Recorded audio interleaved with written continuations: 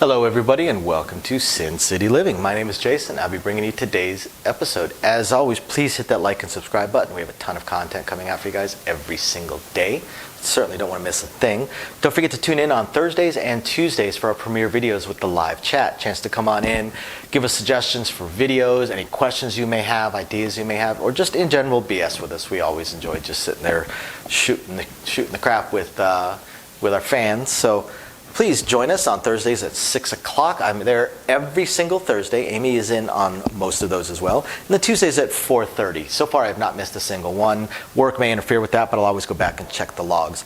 All of this is just leading up to our chance to start live streaming, where we'll do our craps tournament with our fans participating. Probably do a patron-only live stream craps tournament as well. Then add in some blackjack, pai gow, baccarat, whatever we can think of, and probably have a continuous craps tournament going at all times. Live stream is going to give us so many options we can do. Shout out to Wes and everybody else that's given us a super chat, super sticker tip on these live chats. It's always appreciated. Just like all of our patrons, we appreciate all those tips and support, and we hope you guys are enjoying those exclusive videos that we're putting out for you guys. Now that we're starting to put out the entire dice class, 2 videos a week, we hope you guys are enjoying it. And otherwise, we're going to go straight into today's video. Welcome to this week's episode of The Dark Side of Vegas, where we talk about some true crime from here in the area. We're going to be talking about one that was pretty big a while back, very, very well known when it occurred, and a pretty messed up individual. We're going to talk about Philip Cline. And some of you guys may notice that we just got our new semi-neon light with a nifty little remote control. Does all kinds of cool little stuff. So wanted to get it into the frame just to show it off, I suppose.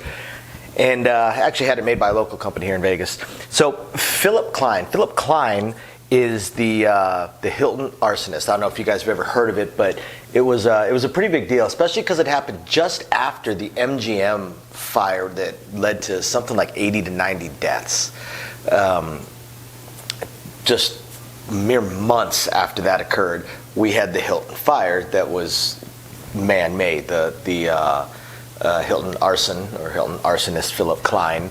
This was a really, really big deal. And he was a pretty messed up individual, and even though he says he came clean about eventually came clean about what had happened, there's still a lot of questions out there, and from what I've read and studied, I don't think he came all that clean on his motivations. I think for the most part he came clean on what happened, although timing is still a little bit off. So, especially thanks to some of the testimony from his trial. So, and I'll let you guys judge that for yourselves. So, Philip Cline, he was the son of an Air Force veteran and moved to Las Vegas in 1980. He bounced around casinos doing various jobs. He worked at the El Cortez. He worked at the MGM. Before he eventually settled, before he went to work as a busboy at the Las Vegas Hilton. And he'd always been involved in various petty crimes. He's a former altar boy, but he just always seemed to be in trouble. And most of them were fairly small petty crimes. I mean, he had possession of stolen property, possession of burglary tools, just various small little petty stuff. He got an embezzlement charge while he was working at the El Cortez for stealing $100. He eventually pleaded guilty to it a couple weeks before the Hilton fire occurred, and he eventually landed at the Hilton, like I said, as a busboy making $39 a day. And he started there 6 weeks before the Hilton fire. Now, obviously, this is a different time than nowadays. Nowadays, somebody that has just multiple, even minor charges on them, is probably not going to pass the background check necessary to make it into any of the major casinos, especially an embezzlement charge that deals with stealing from another casino. Probably not going to make it through. But back then it was an entirely different world, really. There wasn't as much background checks and stringent controls. And there was a lot more trust in the employees, as we've covered in one of our other videos, when someone just walked right out with $500,000. So he got hired at the Hilton, and he was working the night of the fire. He was working as a busboy in the East Tower of the Hilton. Now, he says, according to him, no, let me back this up slightly. When he was 53, he decided he was going to come clean. He said he was never honest with his lawyers at the trial and any of his statements. I mean, obviously he wasn't honest in his statements. He was trying to avoid going to jail. So he says he was going to go ahead and come clean when he was 53 in an interview and say what really happened. And again, I still have a lot of questions about this, but here's what he says really happened. So he says on the night of the fire, he was taking a break, and he was in the East Tower, sitting on one of the couches in the, from other accounts, I was able to gather that it was in like the elevator lobby area, I suppose, on one of the floors, one of the upper floors, and sitting on the couch, and he was smoking a joint that his friend / roommate had given him. And this joint had obviously marijuana, cocaine, and was dipped in PCP. Now, he says his friend warned him not to smoke the whole thing at once, and he says, of course, he ignored that and smoked the whole thing at once. And he says at that point he doesn't know why he did what he did. He says he was smoking a joint, had a lighter in his hand, and just leaned over and just lit the curtains on fire. That's what he says. He just a spur of the moment, no idea why I did this. I was just high and out of my mind, and I just lit the curtains on fire, and then it just got out of control. Because that's pretty much what happened. The fire started in the curtains, but it traveled fast. It engulfed the curtains, engulfed the couch that he was on, and he basically, I can't really say panicked, because he kind of did the right things. He went and he called the hotel operator, we'd call that the PBX now, let them know about the fire. They sent somebody up. They sent a security guard up with a fire extinguisher. Unfortunately, the fire extinguisher was inoperable. It didn't work. So he left to go get another guard and another fire extinguisher. So Cline started going around banging on doors to let people know that there was a fire on that floor before he went downstairs to the employee area. Now, there's questions about the timeline of this, but we'll get into that in a second. So he heads on downstairs, and the smoke is just getting thicker and thicker, darker and darker. I mean, it's the typical, it's on the ceiling, and then it's just getting thicker and blacker and just engulfing. It's coming lower. It's filling things up.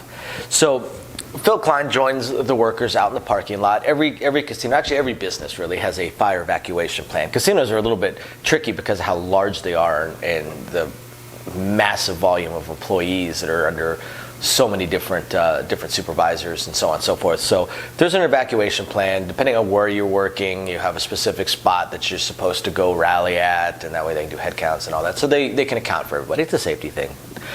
So he heads out he's in the parking lot, and he's watching these flames just climbing up the building, which at the time was the world's largest hotel. It had 2,780 something, 83 I think, hotel rooms. It was big, really big hotel, and these flames they're traveling.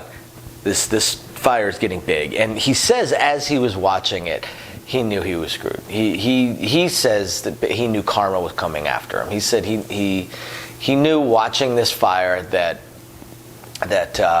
all his petty crimes and his embezzlements and his thefts and all that were coming home to roost. He says karma was about to bite him in the butt. So he knew he was going to get caught. He did his best not to, but he knew he was going to get caught. There wasn't much that could be done. A little bit after 8 o'clock, the building is surrounded by fire trucks, and it's definitely looked like a pretty catastrophic fire at this point. There's people that are breaking their windows, screaming for help, wanting to get evacuated, because the casino had the right thing to do at the time. They'd done their best to contact people, tell them to basically shelter in place, stay in your rooms, put towels underneath your door, and just let the pros do what they do. Let the fire department take care of things. You're going to be safest if you're not running around panicking. And in general, it's decent advice. In general, it doesn't fit for everything. So, people are breaking their windows, screaming for help. There's the bedsheet ropes hanging out of windows like a prison break.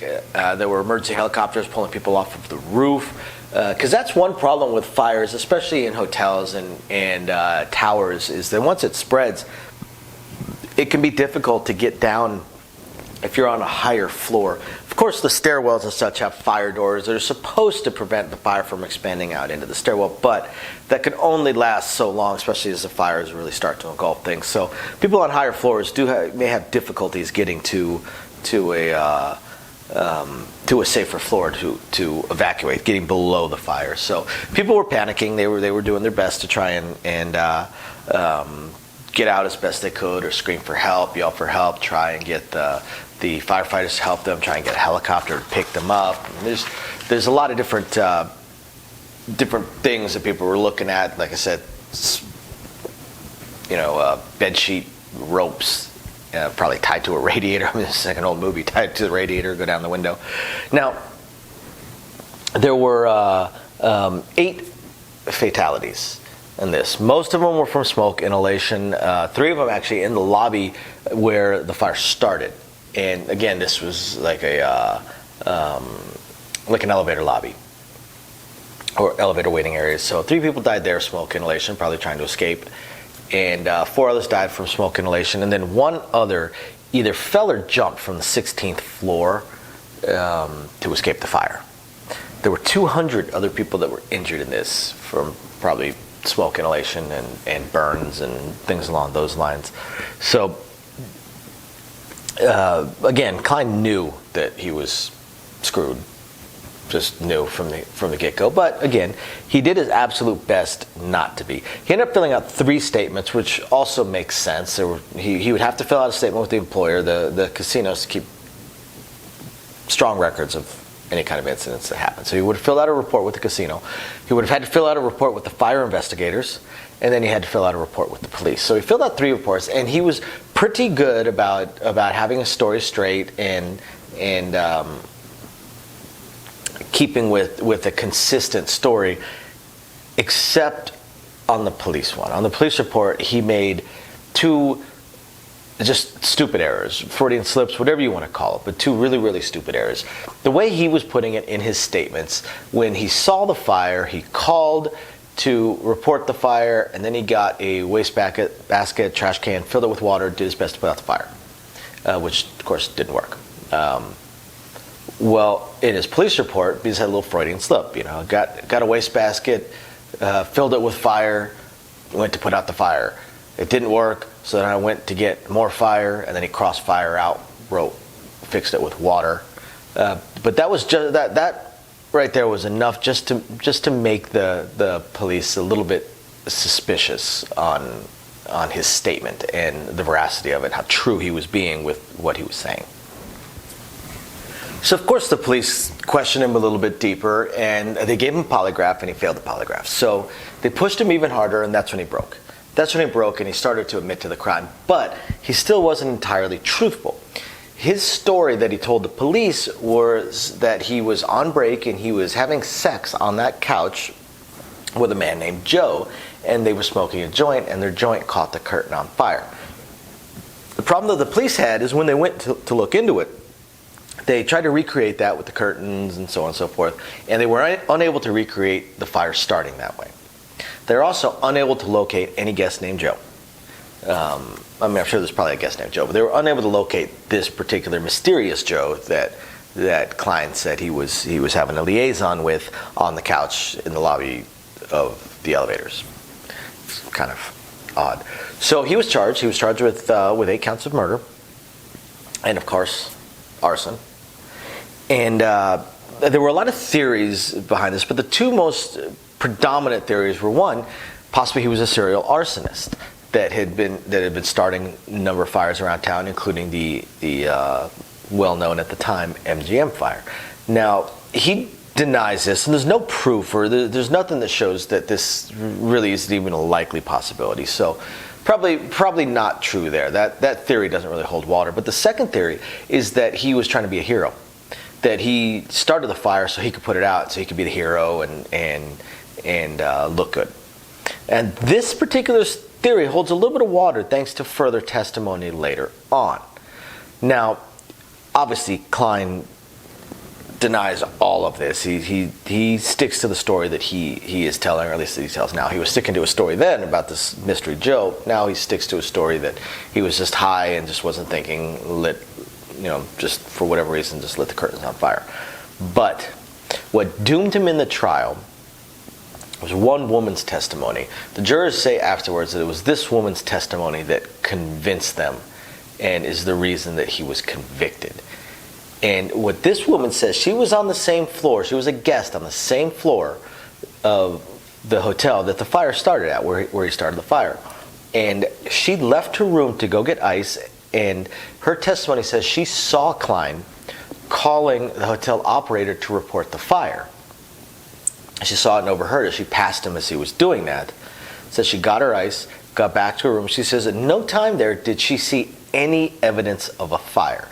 And Cline may have tried to say that, the fire was too small or something, but apparently from what he's saying, it happened fast. The curtains were engulfed quickly, the couches engulfed quickly, and you're going to smell that. You're going to see signs of that. Even just curtains on fire, just a curtain on fire would be able to be smelled across the entire floor of that casino, of that hotel, very, very quickly. So the fact that she says she saw zero evidence, detected zero evidence of a fire at that point is suspicious.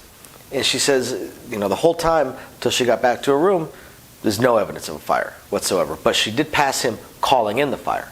So that convinced the jurors that what Cline did was he actually called in the fire, then went and started the fire so that he could put it out and look like a hero. So it gave credence to this Philip Cline trying to be a hero theory. And that's what convinced the jurors to convict him, because they believed that he absolutely started it on purpose. They pushed very, very hard for the death penalty for Philip Cline. Now, his lawyer tried a couple of things, and the biggest thing that his lawyer tried to do was his lawyer tried to split culpability. He tried to put some of the blame on the hotel property, saying they failed to maintain their sprinklers, failed to maintain their fire equipment. Now, the jury tossed that. They said that sounds lovely, but we've got the records right here. The Hilton was up to fire code, had passed every fire inspection. So as far as what they were supposed to do, they did it. As far as what they were supposed to do, to the best of their knowledge, based on what the fire department and fire codes were telling them, they did it. They were fully up to code. There was no other reasonable precautions they could have taken. They followed the laws and the rules, so forth. Now, the Hilton did end up paying out a few settlements, 16.8 or 16.5 million to 22.8 million. A couple of lawsuits. They settled them, but there were no other repercussions to the Hilton, because again, it was deemed entirely not their fault in any way, shape, or form. Via federal investigations, state investigations, Hilton was not considered liable in any way, shape, or form. Now, the jury did pass on the death penalty, and the reason they passed on the death penalty is they did say there was no maliciousness they don't believe there's any malicious intent on Cline's part. They don't believe he was trying to hurt anybody or wanted to hurt anybody, much less cause any fatalities. However, they did say he should have known better than to play with fire, because this was on the heels just a few months after the extremely deadly MGM fire. So to the jury, there is no logical reason for him to have wanted to play with fire, even in an attempt to try and look like a hero, that he should have known how dangerous fire is because of this big issue that had just happened months prior. So there's no way that he wasn't aware of the MGM fire. There's no way he wasn't aware of how dangerous and deadly fire could be. So him playing with fire, while they don't believe there was any malicious intent to harm, him playing with fire and him doing this that did lead to these deaths convinced the jury that they did not think that Philip Cline should ever see the light of day again. So they made sure it did not happen. I don't care how young you are. If you get sentenced to 8 life sentences without parole, and they're consecutive, not concurrent, you're never getting out. Now, of course, without parole in most states just doesn't really mean without parole. Eventually you can be eligible for parole, just might be longer. Some states it absolutely means no parole, but other states not so much. But in this case, once he'd be eligible for parole for one charge, then he'd be serving the next sentence, ineligible for parole. 8 of them, and they made it consecutive. Sometimes juries or judges will make them concurrent. You're serving all your sentences at the same time. This time they made them back to back so that he would never see the light of day. Cline definitely regrets this. He believes that he desperately desires to eventually be freed from prison. He never did appeal. He wanted to. He tried to, but he was never given a lawyer for the appeal, and other lawyers won't touch this because his story is constantly changing.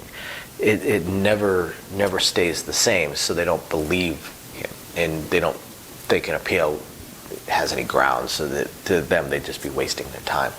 So that is the story of Philip Cline, the Hilton arsonist. And I hope you guys find this interesting, amusing, enlightening, or just plain fun. Thank you very much for watching, everybody. We will catch you guys next time. Bye now.